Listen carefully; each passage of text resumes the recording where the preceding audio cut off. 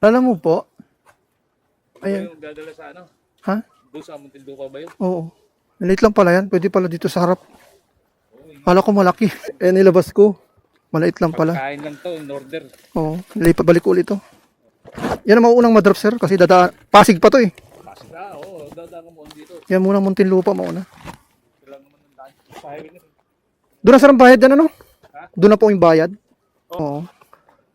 Sige, okay. Walang matatapon kuya dito. Meron. Wala. May nakabalot sa plastic. Singilin mo doon. Oo. Bayaran ka niya. Oh. Ay, ang aga ng pamasko ni kuya. Kung sasabihin, binigyan kita. Sige po, salamat. Salamat po. Happy All Souls Day. Saan ka ba? Pasig po ako. Pauwi na po ako eh. Nadayo lang ako sa Dasma. Sige po, salamat po. Sige po.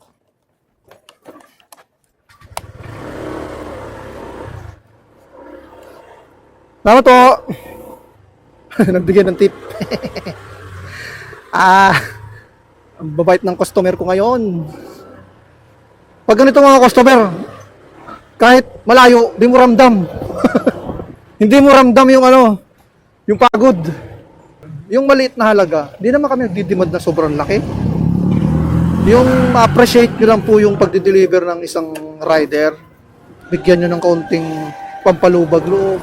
Nakakawala ng pagod po yung parang mararamdaman nyo yung pagpapahalaga sa isang tao. Nasa inyo na lang, kumbaga mula sa puso nyo na ibibigay nyo sa isang rider na nagdi-deliver. Kasi sa totoo lang talaga, ang hirap mag-deliver pag talagang hindi ka sanay, tapos baguhan ka pa. Ang hirap. Doon sa mga sanay na, baliwala na yan eh. Ramdam na nila yung bagang hirap eh. Diba? Kaya nakakatuwa. So tulad niya lit-lit lang pero nagbigay siya ng tip. Malaking bagay na yung 50 pesos ha. Napakalaking bagay Kasi dito sa Pilipinas talaga sa totoo lang, yung 10 piso, 20 pesos, napaka-importante yan.